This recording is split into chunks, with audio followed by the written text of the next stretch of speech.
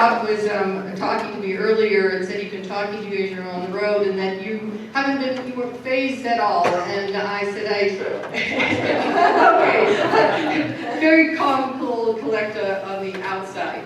For those of you who don't know, Lulu is the host of NPR's Weekend Edition Sunday. And one of the reasons why I felt she's not going to be phased at all, because in reading up on her bio, it says that she's infamous with the NPR IT department for losing laptops to bullets, hurricanes, and bomb blasts. And so I figured a little snowstorm in Colorado is not going to have a major impact on her. Lulu got started in journalism as a freelancer with the BBC World Service and Voice of America. She then later became a producer of the Associated Press Television and before transferring into radio. She has reported for NPR from Brazil, Israel, Iraq, and Mexico. And she is one of those first reporters into Libya in 2011 after the Arab uprising. Lulu has so many awards, it's just hard to recognize them all, so I'll only mention a few. She was awarded a 2011 George Foster Peabody Award, a Lewis Thomas Award from the Overseas Press Club, an Edward R. Murrow Award from the Corporation for Public Broadcasting and the Alliance for Women, and the Media's Garcia Award for Outstanding Individual Achievement. Since joining the Weekend Edition Sunday, Lulu and her team has also won a Gracie Award for the coverage of the Me Too movement. What Lulu's keynote is going to be focusing on today is the integral foundation of a free and reliable press in ethical lead. It's so crucial, and as we all know, that the media influence us daily in the knowledge that we gain and also in our actions for an ethical lead. It's important for us to know what this information is that we're receiving and how it shapes our thinking and our actions. So the knowledge for those who are invested, such as us, in a public good, does begin with a basic facts and that we can trust our media. Lulu is here to talk to us about that today. Please join me in giving a warm welcome.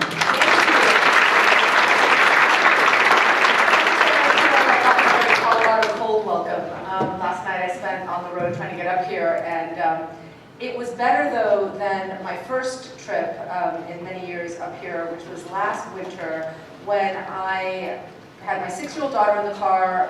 We were coming up here to the valley, and the GPS took me over Loveland Pass at midnight in a snowstorm. And I was just telling someone that I have been through a lot, as you've heard. I've covered conflicts, and I have never been so scared in my life. At one point, my daughter said to me, "Mommy, are we going to be okay?" And I was like, I don't know. I don't know. So you guys are tough here. It's a lot.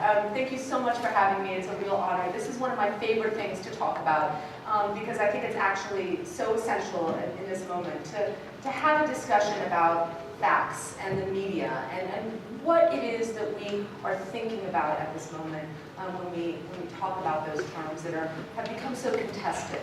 And I'm going to read a little bit because the altitude's kind of making my brain fuzzy and I only have 3 hours of sleep. So I'm not going to do the TED Talk thing. All right. So here we are. These are the facts as we know them. It's October 2019. We are in Vail, Colorado. I'm Lulu Garcia Navarro. And it was snowing yesterday and it's sunny today, right? These are all the things that we can agree upon, us sitting here today. It seems maybe these days these are the only things we can agree upon, or at least that's what it feels like. But is that a fact? It turns out not really. Americans agree on a lot of things across the board. For example, about 3/4 of Americans agree that we have too little confidence in one another. And fully 70%, according to Pew, agree with this statement. Americans' low trust in each other makes it harder to solve many of the country's problems. So we know what's wrong. We don't trust each other as much anymore. We are less trusting of our institutions, of the media, and we don't now even trust facts. My cousin came to visit me at NPR last weekend. He's a builder in North Carolina. Does not interact with the media very much, except when he has to sit through my show under duress, because he's my cousin and I made him do it. And he told me after, he's like, good show, interesting. It's like, I said, well, do you watch the news much anymore? And he said, no, I never watch the news. I don't know anymore what to believe. That's profoundly sad. I don't know anymore what to believe. He's not alone.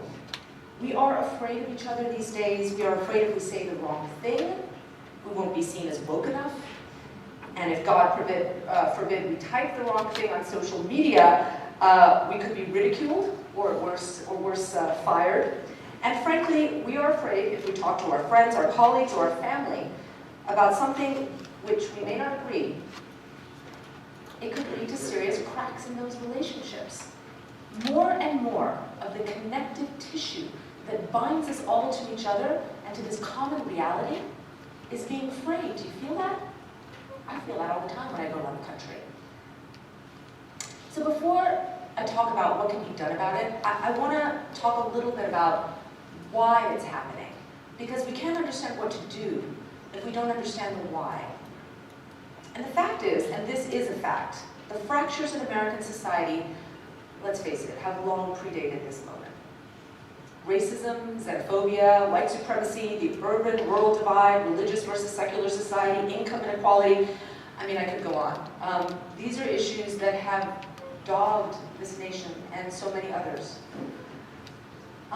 So whether we acknowledge it or not, we were already experiencing America in very different ways up until this moment. And that depends on where you live, on how much money you make, on what color your skin is, what your immigration status may be. So I always have to say I get a bit annoyed when people say, oh, things were so much better back then, whenever that is. But it is true that we are undergoing huge societal changes, and we have to acknowledge that.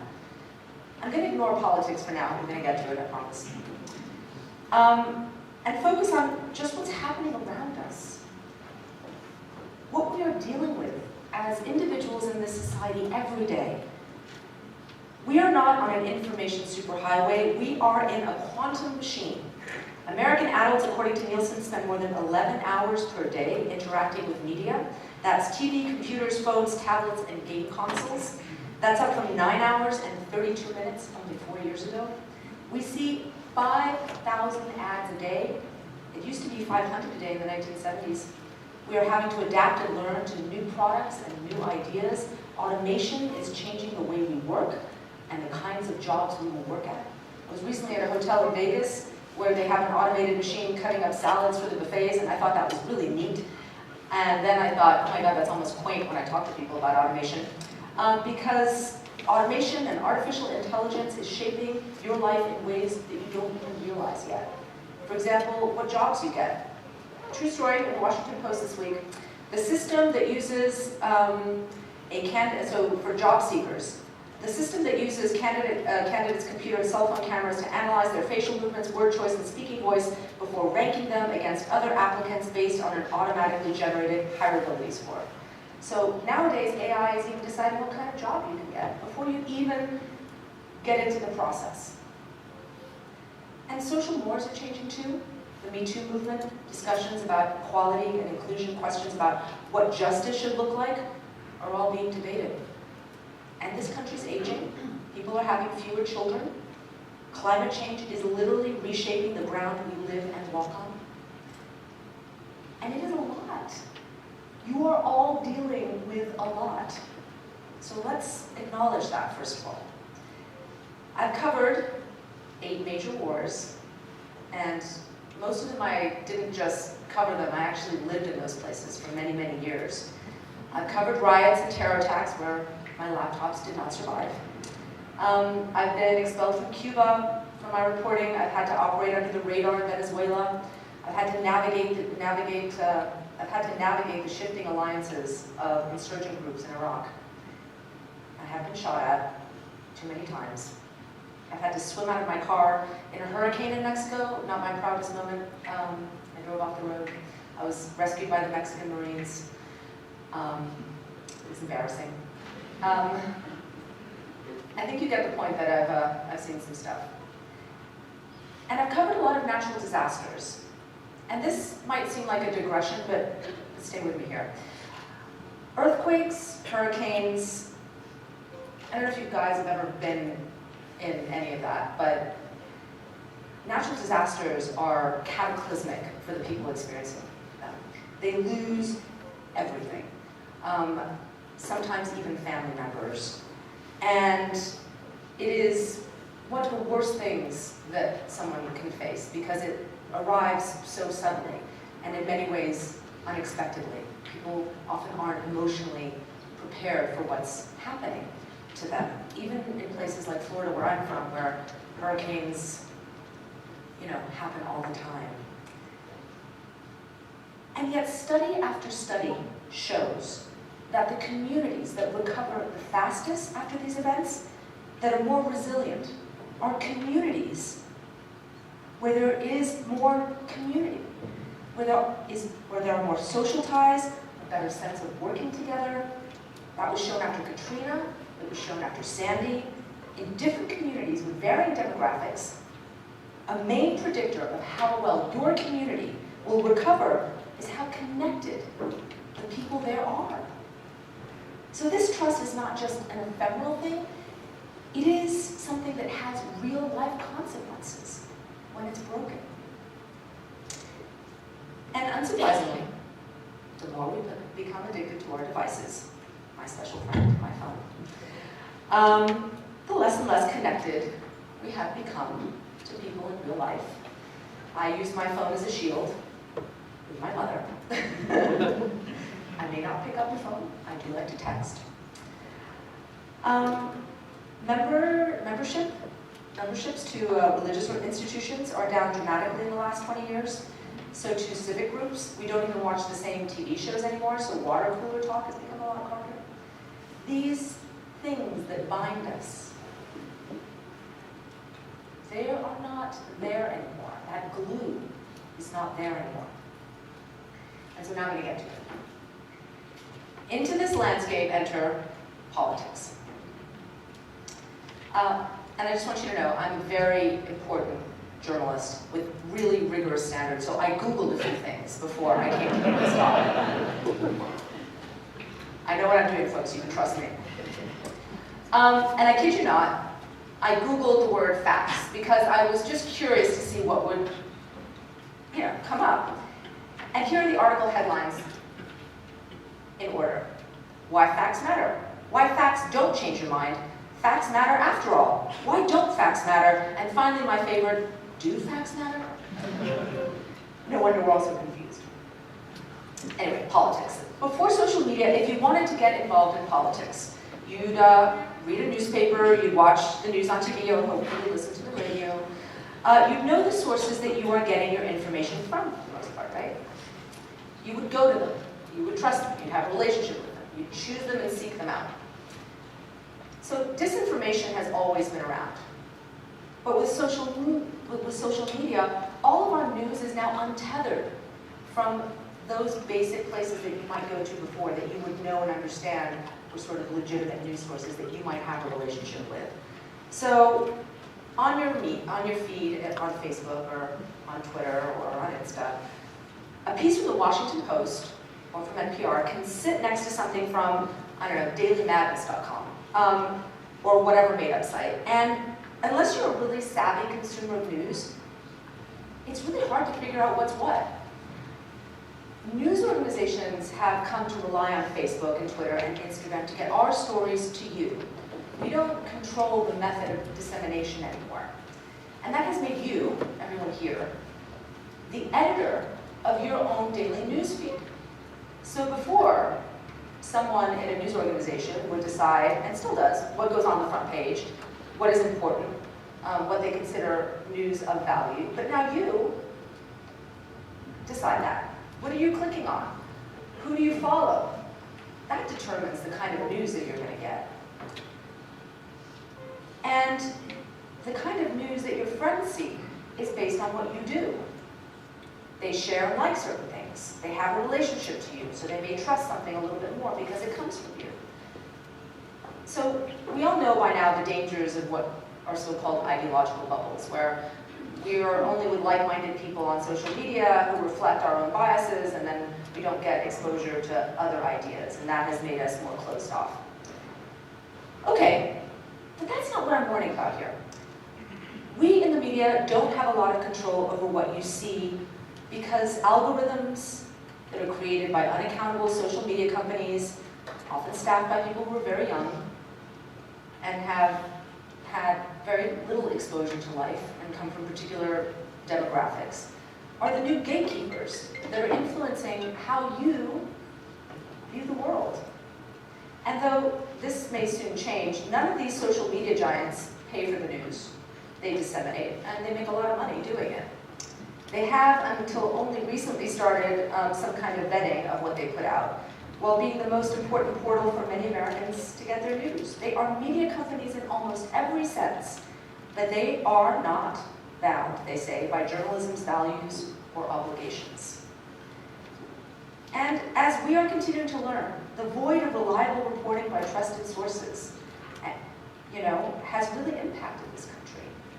And social media helped the rise of real fake news, which I know is an oxymoron, but there is such a thing as real fake news.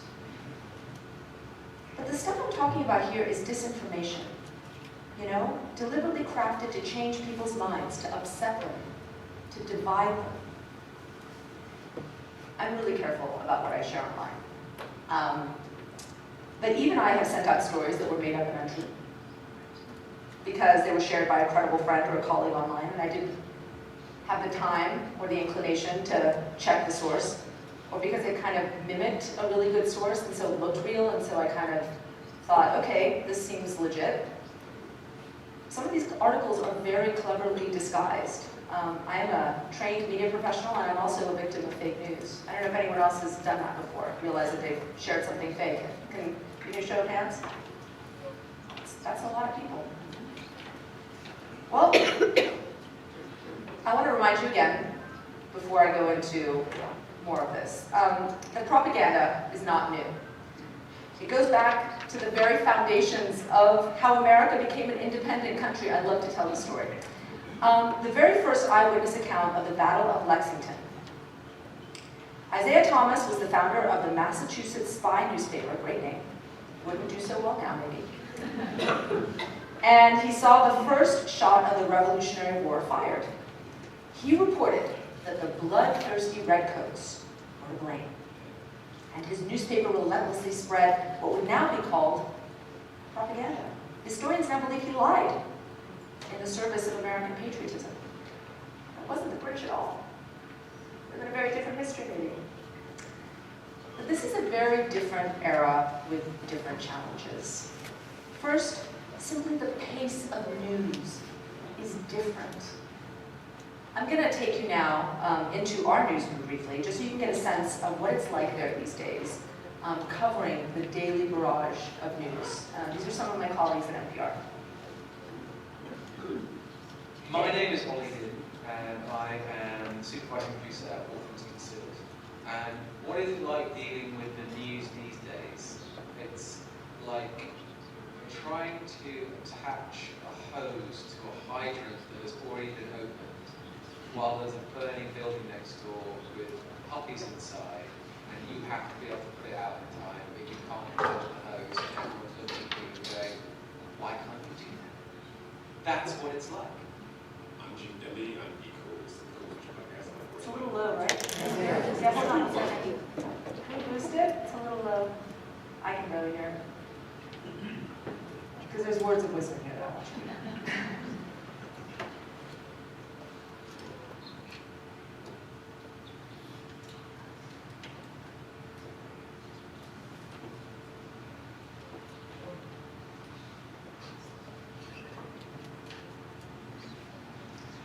We'll give it a couple more minutes, and then if not, I'm going to sing. So you're real lucky. I don't have a karaoke news song, I'm afraid.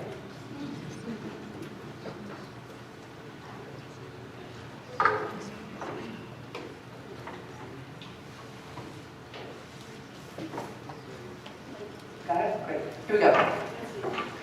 When I wake up, you see the New York Times news alerts, you see the NPR alerts, and sometimes you just have to not watch the news because you have, as journalists, we have to like focus on the stuff we're doing. We can't sort of jump onto the next thing, and it's so hard to figure out just generally like what we're supposed to be paying attention to because it seems like everything is on fire all the time, and everything seems so urgent.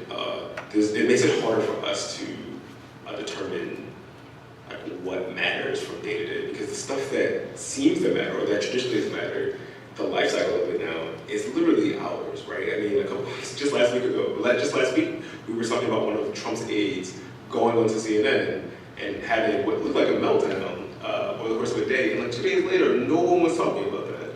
And it happens all the time now, and that's probably not a good thing for our democracy, but it more specifically it presents a unique set of challenges for us as journalists. My name is Don Gagne. I cover national politics for NPR. I'm sorry. Indeed. I feel like I am challenged more by virtue of the fact that I'm a member of this profession. Not even so much that I work for this organization, but that I am a journalist. So I have to represent what we are and what we do for society and what we do for a democracy, even as I'm gathering information from my stories. And it sounds like it might be kind of a delicate line to walk, but really it's not, because it's easy to be myself, and it's easy to be what we are. And just doing that, I find, challenges what they think we are and what they think somebody like myself does. What do you say when someone says, you know, you're a journalist, you're just fake news? I say, listen to my work. And sometimes I hand them my business card. And I say, we have a show on tomorrow morning. You listen to it. And if you hear something on there that you think is fake news or that is biased in any way, there's my cell phone number. Call me, and I'd love to talk to you about it. And you know something? They never call. One guy called and said, I owe you an apology. I remember he was in Shreveport, Louisiana when I met him, in front of an oil rig. And he was kind of needling me about being NPR, and you guys are liberals and everything else. And I did that drill. I gave him my card. I said, you listen tomorrow morning, and you call me after you listened. And he called me and he apologized. Okay, my name is Jordan Hochman, and I'm the supervising editor at Weekend Edition. Friday afternoon is, I think I have things in shape for Saturday's program and Sunday's program, and then we start to get these little, these email messages from our politics team, and they start to see, we're giving you guidance because we're hearing rumors that so-and-so is going to be fired, or something is going to be reorganized, or some country is going to decide that they're going to negotiate with the United States after, you know, I don't know, decades of non-communication. So you just kind of like expect that, you file that away, and you think, okay, it's going to be Friday at about 3 p.m., 4 p.m., and something crazy is going to happen, and I'm just going to reorganize everything. And you just you feel a bit of panic, but you mostly just let it roll off you, and you start again. My name is Ari Shapiro. I'm one of the hosts of All Things Considered.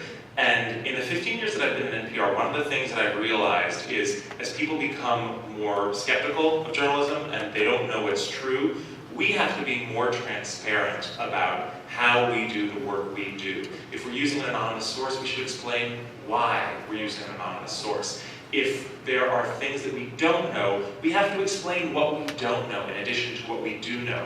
That level of transparency is something that I don't think reporters were used to practicing when I was starting in the business, and I think it's a good thing that we're doing more of it now to respond to the news climate that we work in. You are in a national news program that is daily. Every single day you have to sort of deal with what's out there. What is it like to deal with this amount of news? For me, the big challenge is that we used to be in a news cycle where a big story would happen, and over the course of 3 days or a week, we would approach that story from different angles, and we would get different voices to look at it, and we would contextualize it in a lot of different ways. Now, there are 3 stories of that size every day. And so we have to prioritize, and we have to think, while we're covering those things, how do we also bring in the joy and the surprise and the uplift? And inevitably, people kind of get whiplash from going from this thing to the next thing to the thing after that so quickly. It's a faster pace of news than I've ever experienced before. My name is Dee Skanke, and I'm the Deputy International Editor. News these days is like a tsunami. It's overwhelming. It washes us all away. We're on all platforms all the time, and it's frankly too much for anybody to get their arms around, and we just keep trying to swim with the tide. Does anyone sleep anymore? No, I don't actually think, I mean, who needs it? No, don't sleep anymore. Who needs it? We don't need it. Certainly not. My name is Garcia, and you know, these days, I just forget to rest. Something happens every few hours. Something happens every hour. I mean, you can't shut your eyes. You can't play with your children. I mean, something happens every 30 seconds. You keep up with it. That's what I want to say to people. Ah, you do it. I'm tired of keeping track of it. That's my colleague Scott on Weekend Edition Saturday. Yeah, it's our job to keep up with the news. So that thing that they were talking about that happens on Friday, it's called the Friday News Dump, which means that you can be sure at 5 p.m. the things that, and this is not new to this administration, except that this administration, it's like, there's just a lot more news that gets dumped. But they do it because everyone's tired after their week, a lot of the journalists have gone home, they're hoping no one will be paying attention, and they want to get the stuff that they really don't want a lot of attention paid to kind of out before the weekend comes. So that makes our job really fun on the weekends, because there's a lot of news. Anyway, so there's this blizzard of information, right? And we're all feeling that. That's us as journalists, but you're feeling that. And we are, as journalists, trying to sort out fact from fiction at a faster pace than we've ever had to do it before. In the last few weeks, a couple of reports have come out that I think speak to the real challenges of this time, and I'm going to talk to you about them. Sorry. Remember I mentioned that many of the things that divide us predate this moment? Well, that is true. But actors are now actively trying to exploit those divisions that have existed in our society. To very little fanfare, a bipartisan report was released by the Senate. I know you're already falling asleep. Oh wait. It's about Russian interference in the 2016 election. Now I really lost you. People are getting up and they're leaving. No. It's actually a really great read. It actually is. It really is. And if by great, I mean scary. And it wasn't very broadly covered. So you get to hear me cover it for you now. Because there are a lot of really important takeaways for that. And I'll start with what you already know. That the Russians interfered in the 2016 election. But the report says, and this came out just a few weeks ago, that the Russians, quote, conducted a vastly more complex and strategic assault on the United States than was initially understood. Now, what does that mean? Well, they seized on, quote, I'm quoting here, socially divisive issues such as race, immigration, Second Amendment rights issues, in an attempt to pit Americans against one another and against their own government. The committee found that the influence operatives consistently used hot-button societal divisions in the United States as fodder for the content they published through social media in order to stoke anger, provoke outrage, and protest, and push, this gets to my thesis here, Americans further away from one another, and to foment distrust in government institutions. And they did this in a whole bunch of ways. And, by the way, according to the report, they're still doing it. Facebook just took down a whole bunch of accounts by Russians pretending to be Americans, spreading misinformation about Joe Biden and targeting African Americans in particular to suppress their vote. It's just happened. Now, there's a lot of debate about how much impact this did or did not have on the American electorate. But I would posit, looking at the state of things today, it had some effect. Maybe just a little. And these cats are smart. They're using our own divisions, the things that already exist in our society and have long existed, and weaponizing them. And they're using our own mistrust to discredit the fact-based media, because we deal in facts. And facts are the opposite of what they are peddling. Is how much people don't understand about journalism, what the difference between NPR is and InfoWars. I don't know if you guys know what InfoWars is. Yeah, it's a conspiracy site. Anyway. So, I'm just going to briefly, because I just do want to make this point, because there's a lot of young people in the audience, and I just do want to make this point. I want to tell you the difference of what a fly-by-night organization is and what a legitimate news organization is, a fact-based news organization. This is what it takes to get a story out. Every fact is checked. There has to be multiple sources for every assertion. And there's not just one editor, but multiple who will look at a story and make sure it's right. Editors are not only looking at whether a big assertion is true, the premise, and so paid off that person to get his permit expedited, whatever. But also they check if the building you are writing about is actually on the street that you say it is. That has caught me out many times. Or in the neighborhood that you say it is. Nothing annoys people more than if you get that wrong. Trust me, I get a lot of letters. A lot goes into this, and that isn't to say that we don't get it wrong. Of course we do. All the time. Because journalists are people, and we write down information incorrectly, and someone might tell you something that was just a little bit off, and we miss it, and our editors miss it too. But there is something else that the fact-based media does. And notice that I don't call it the mainstream press, I don't call it a lot of things, I call it the fact-based media. And this is what sets it apart from unreliable outlets. We tell you when something is wrong, we correct it, and then we apologize. And if the mistake is big enough, people get fired, and there is an investigation. But there's something slightly trickier, right? That sounds pretty clear-cut. Make a big mistake, you've seen it happen before. You know, there's an apology, everyone gets angry. Maybe the person loses their job, maybe they're sanctioned in another way. But journalism is tricky. Let's say information that is legitimate comes to light. Hacked emails, for example, that are true, but they're provided by bad actors. Some of the people I've been talking about here. What is our responsibility then? How do we decide what to publish? A lot of thought goes into that. And it's not clear-cut, there's a lot of debate. I talk about now how every day at our news meetings, it's like a class in journalism ethics and journalism 101. We mostly try and weigh the public's right to know. The public's right to know, that's you. Because really we are doing this for you. That is our charge. And some people feel that news organizations make mistakes when they release certain kinds of information that might be classified. And other people say that that is the role of a free press in our democracy. And everything is a case-by-case basis. That is the other thing you should know. Everything is a case-by-case basis. There are no blanket rules here.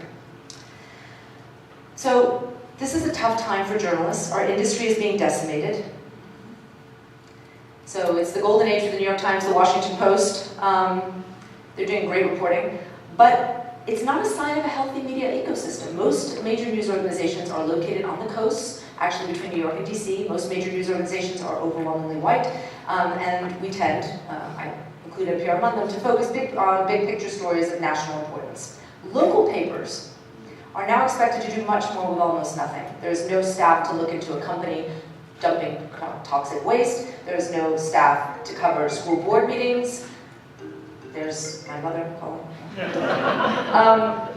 If you're lucky, you have one local paper left in your area. There are huge swaths of the country that have none. Local news organizations are uniquely suited to having a relationship with the people they serve, and their loss has created a huge void, and their loss has consequences. Where local papers have shut, there is a marked increase in government costs because of a lack of scrutiny over local deals. These are actual studies that have been done. Which means taxpayers are paying more. Civic engagement declines. One study argues when newspapers close, communities become more polarized because news consumers tend to hew to national news organizations disconnected from their community and often look to partisan outlets. In areas where a newspaper closed, split ticket voting decreased by almost 2%. You may think that the state of journalism today doesn't matter to you, But it does profoundly. It is shaping you in all sorts of ways. So let's say now, instead of reading your trusted local paper that provides you with a variety of viewpoints from your community, because they're serving your community and a lot of different people live there, you decide to get your news, let's say from Fox. Well, a recent survey showed that if you rely on Fox News as your main news source, your views are going to differ significantly from your fellow Republicans, not from Democrats, from Republicans like you. So people that have the same ideology as you, if you just use Fox, that means that you're going to differ from even people in your own party.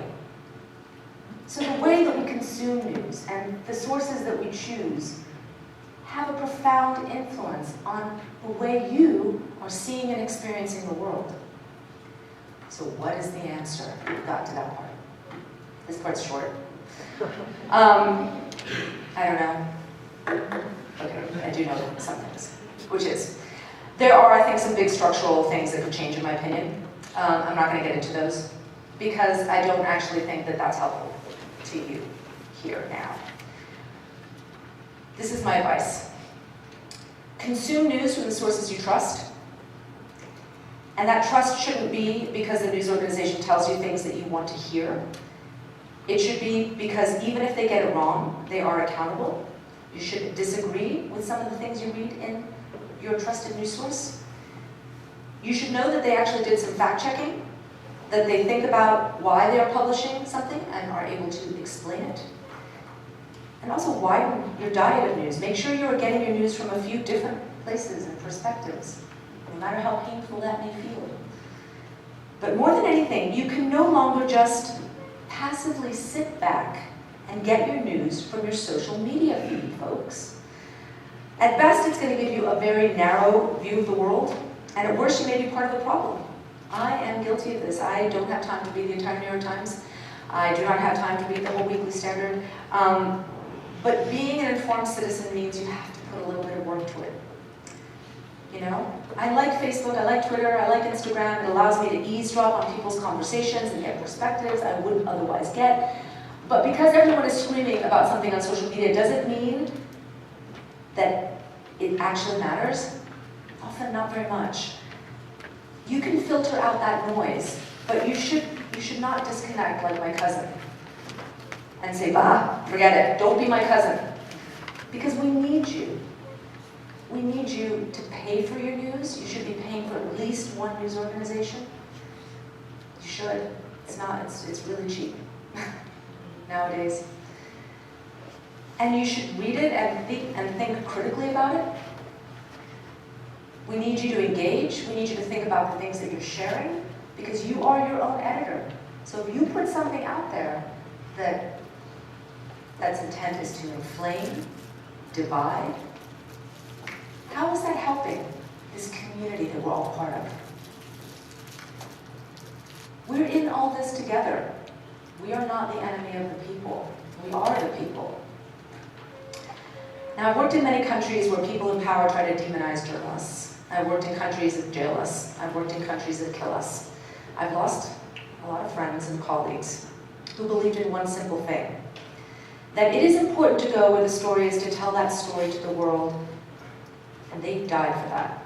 America has always been a beacon for the free press. We have our rights enshrined in the first article of the Constitution. I mean, do you know what a powerful symbol that is in countries where that doesn't exist? The idea of it, the very idea of it, I don't know journalists, it has void them in dark moments where that doesn't exist in our own country. But even if you don't want to do it for the lofty ideals of what America is, do it for yourself. Do it for your community. There's the word community again. By rallying around facts and those who deal in them, you will work better with each other. You will be a more engaged citizen with a better sense of the range of ideas available to tackle a problem. And ultimately, you'll be better able to build a better world. And that's what we all want, right? Don't let yourself be divided because you wear a red hat or a blue hat. Don't be discouraged. There's a lot you can do. Some of it you can do while you sit at your desk. A media diet is like nutrition for your mind. Make sure there's healthy content from good sources, some of it local, and from a variety of groups. Thank you.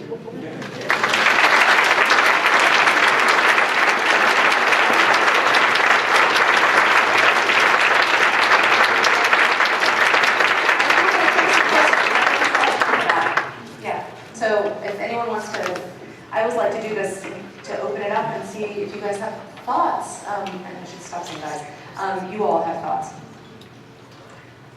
Or anything you'd like to ask. All right, I think I'm going to bring a microphone around. Yeah. So everyone can hear. So how do you distinguish between media sources that have maybe a political agenda that they are trying to move people either right or left? You know, you have fact-based media, but then you have some media that have an objective.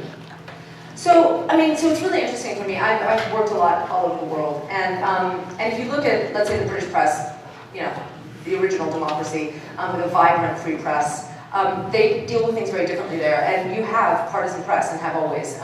The one place that they protect that is actually television.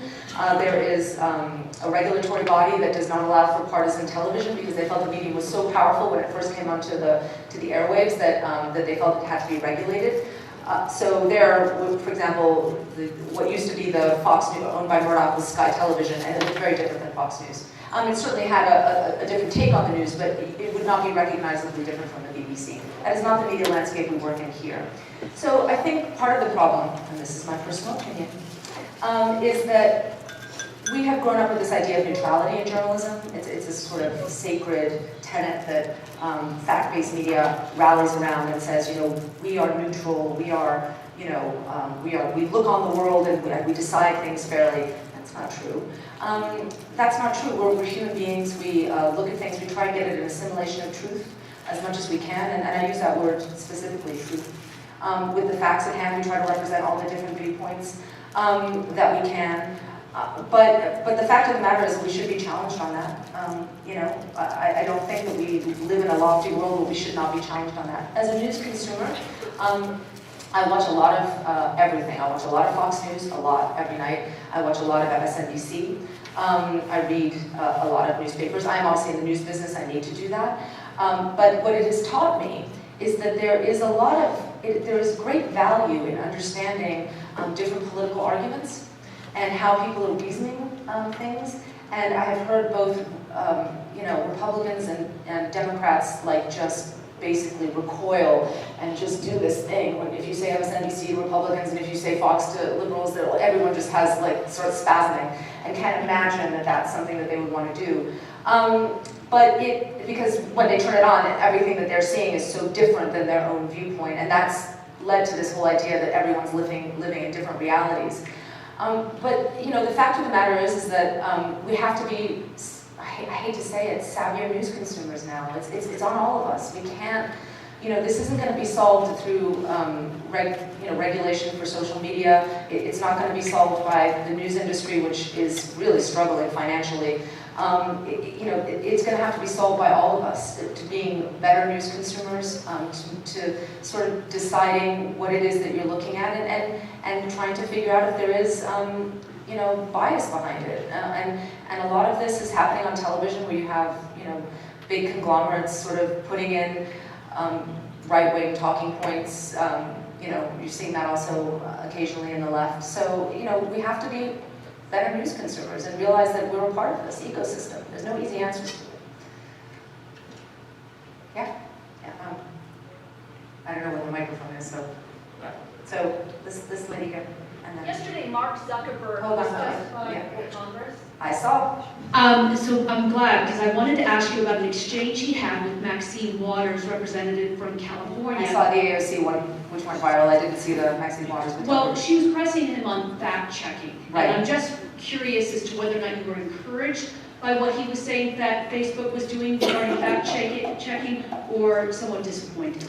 I think somewhat disappointed. I think the problem, and I've said this for a long time, this is not anything new. I think the problem with Facebook, and not only Facebook alone, is that you know, it's a multi-pronged problem. They still are not acknowledging the fact that they are a media company and the biggest one actually in the world. And so until they take that responsibility, I think, seriously, and yes, they have now armies of fact checkers and they have all that, you know, all that sort of stuff, but they are trying to feel their way very tentatively into like partnerships with news organizations.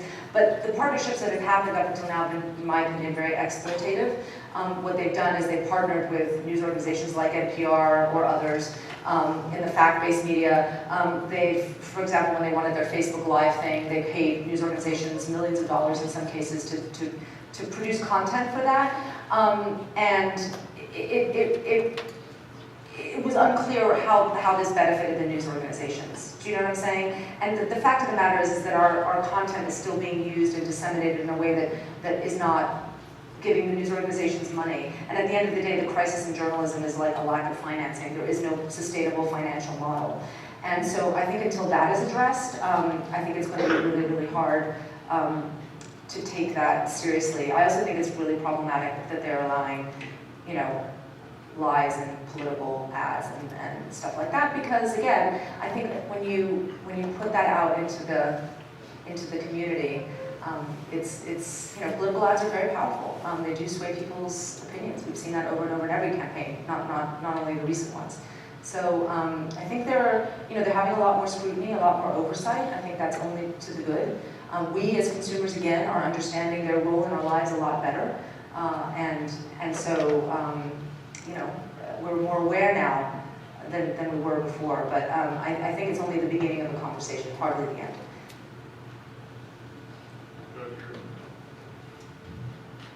Hi, I'm Kat Haber. I organize TEDx Vail, and facts are very important for TED speakers. Right. Being savvy producers of media and consumers of social media, which do you use? Snopes? Which ones could you recommend for us? Yes. Oh, so I love Snopes. I think Snopes is great, actually. And there's a lot of organizations that do fact-checking. But the problem is, and if you've ever listened to fact-checkers, the work of these organizations, they'll tell you that by the time the misinformation has spread like wildfire, you know, and hundreds of thousands, if not millions of people might have seen things that go viral, by the time they get to catch up, it's a tiny fraction of people who will actually see the correction or the fact that this was untrue. And so because social media is set up, like I said, to just use this content and make it viral, this idea of viral. I mean, just think of that word viral. It's like a virus. It spreads from one person to another. It's very hard for fact-checking organizations to do the work fast enough, and also you know, to get to the people who may have seen that misinformation to begin with. So I've actually seen, and I have seen this work a lot on my social media feeds. We're all fact-checkers. So I see a lot of people, and sometimes you might feel a little cautious, right? Like, I don't want to go pick a fight with Uncle Joe or my mother. But the fact is that it's good if you're fact-checkers, right? So if you say, I've often said to people, hey, that's an article from 2015 and it doesn't actually say what you think it is. You know, and politely and kindly, you don't have to insult people, you don't have to say anything, but I think it is good if you say, actually, that's not true. Why don't you have a look at that? Because people are more likely to see it in the thread of the original post than, you know, if you post something afterwards that says, actually, this is incorrect. You know, so I say it's incumbent upon everyone to use there's many different places that you could do that. Snopes is one of them, and you know, there's a bunch of others. But you do the fact checking too, and help your community, you know, with what might be misinformation. Jump in there. Might you suggest a couple of others? I know, I'm blanking, I'm afraid. Okay. I'm so sorry. All right. I'm really, yeah, I'm blanking.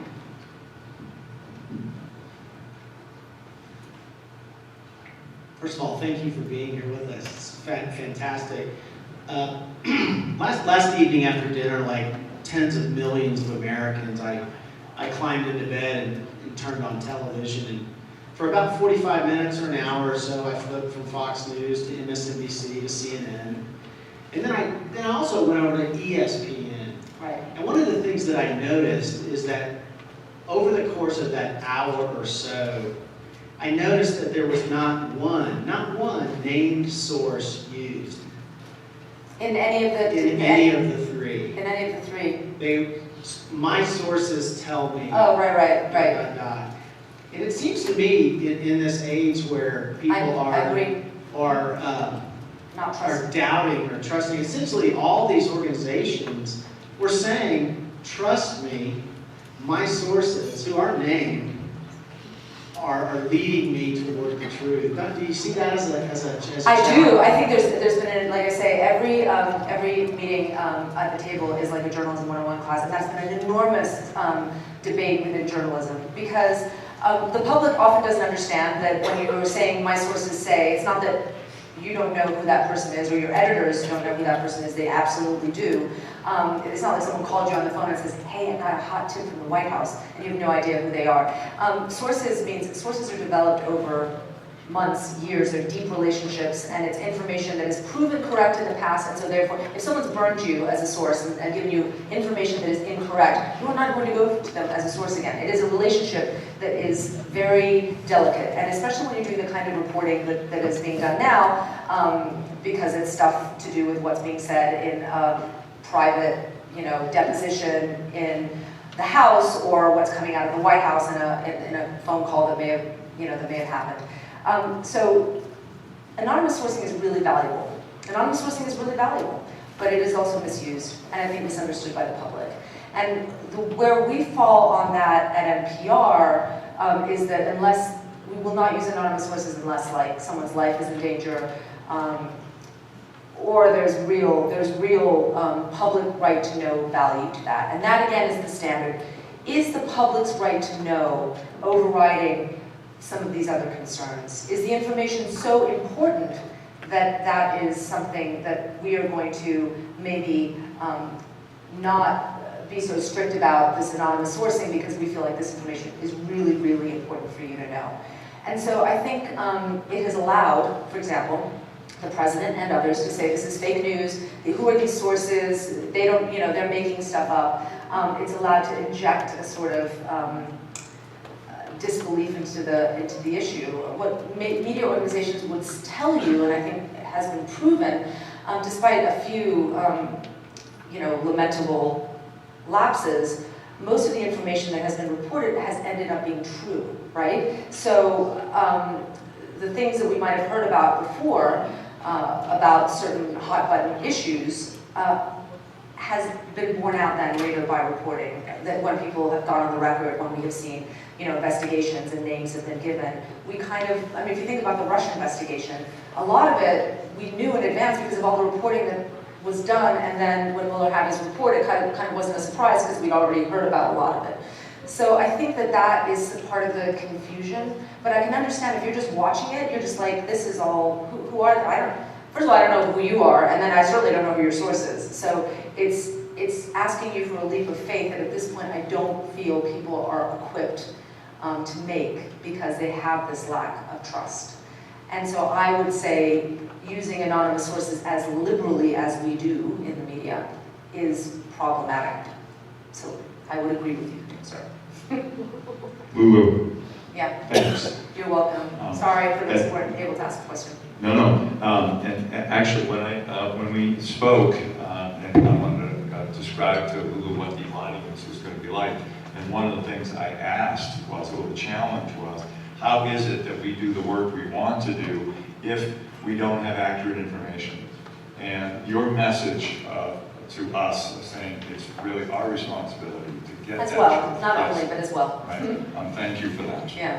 That's really the whole idea behind ethics is to move people away from passivity to action, and that should surely be our responsibility in search of truth as well. So thank you for that message. And I'd like to commend you as a television watcher.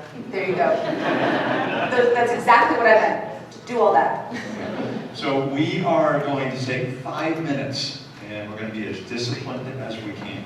Just a 5-minute break, and we're going to come back here for a panel discussion, and I'm sure some of these issues are going to be discussed in that session as well. So thank you.